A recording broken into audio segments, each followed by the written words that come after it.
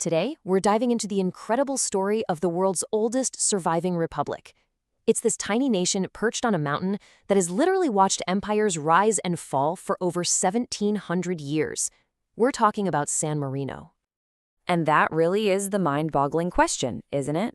How does a country that's smaller than Disney World, completely surrounded by Italy, manage to keep its independence through centuries of war, scheming popes, and power-hungry emperors? What is their secret? Well, let's get into it and find out. So here's how we're going to break it down. We'll start with the legendary founding of San Marino. Then we'll navigate its frankly precarious history of near misses. We'll see how its core identity got put to the test. And finally, we'll look at the modern state and try to pinpoint the secrets to its amazing survival. Okay, so our story kicks off way back in the 4th century. And it doesn't start with a king or a general, but with a stonemason and a really powerful idea. So the legend goes like this. A Christian stonemason named Marinus is fleeing persecution from what is now Croatia. He finds his perfect refuge on a mountain, Mount Titano, and starts living as a hermit. Pretty soon, a whole community of other refugees gathers around him, all drawn to this safe haven. The story ends when the woman who owned the land gives the mountain to them, basically establishing a free state built on this idea of sanctuary. And this identity, this becomes the bedrock for everything that follows. Now, of course, we gotta have a little dose of reality here. As historian William Miller points out, this whole founding story is probably a mixture of fables and miracles. But you know what? That almost doesn't matter. The key thing here is the idea behind the myth, the belief that their nation was born as a refuge, a place of liberty. That powerful concept became their North Star for the next 1,700 years. And boy, was that founding idea put to the tests immediately. For centuries, San Marino's very existence was like a tightrope walk, completely surrounded by powerful forces that just saw it as a little prize to be scooped up. I mean, this timeline is basically a highlight reel of existential threats. You had local lords constantly trying to take over. The infamous Cesare Borgia, he actually did it. He conquered them, but his whole regime collapsed just a few months later. My favorite story, though, has to be from 1543. An invasion force gets hopelessly lost in a super dense fog, a lucky break that the people of San Marino said was a miracle. Then, in 1739, a cardinal just occupies the country only to have the Pope himself go, nope, undo that and restore their independence. It was just one close call after another. But it wasn't just luck or some divinely timed fog. San Marino's survival guide had a secret weapon. They were masters of diplomacy.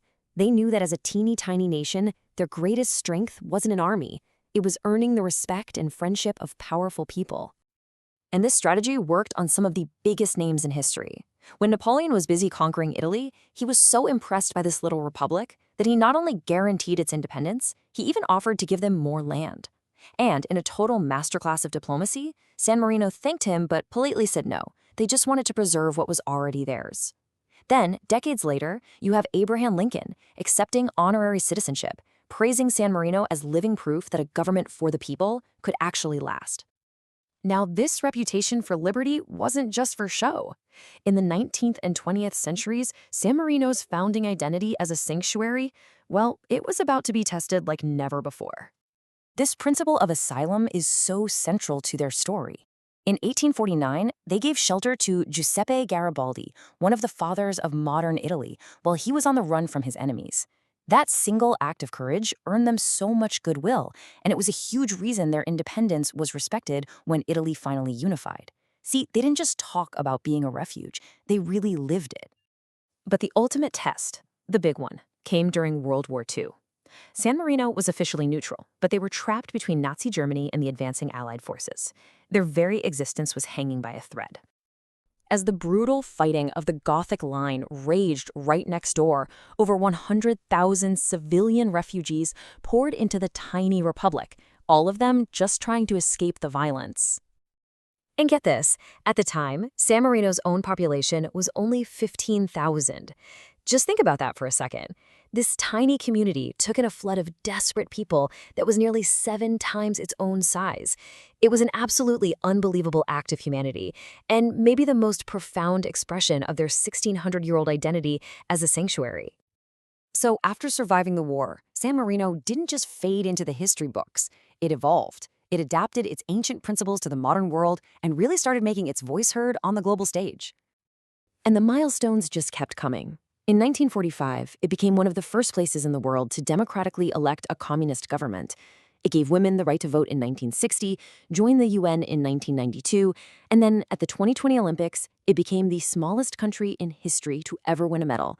Then, in 2022, it made history again by electing the world's first openly gay head of state.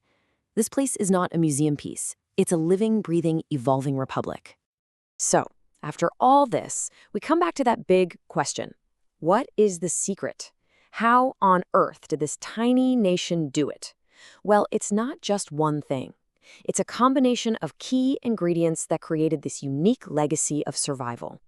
So here's the secret sauce. First up, you've got a powerful identity. That story of being a free refuge gave them a purpose that just never wavered. Add to that, pragmatic neutrality. Basically, stay out of other people's fights.